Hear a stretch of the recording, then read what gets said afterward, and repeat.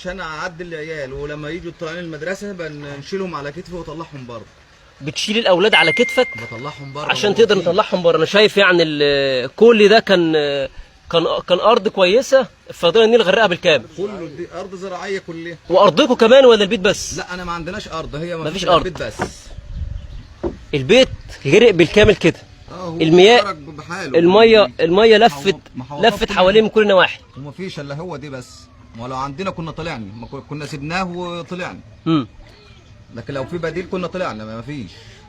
وشغالين دلوقتي كلنا شغالين في الجبل. معاك 4 بنات وامهم. مفيش اي مكان تاني او مصدر دخل يعينك ان انت تاخد حتى مكان بديل بره تقعد فيه؟ مفيش. انا لو دلوقتي انا معيش الا 4 بنات، معيش صبيان. انا لو معايا صبيان كنت عملت، كنت او طلعت بره. لكن انا دلوقتي انا معيش الا 4 بنات، اللي انا هنجيبه للصبيان كنت عملته للبنات.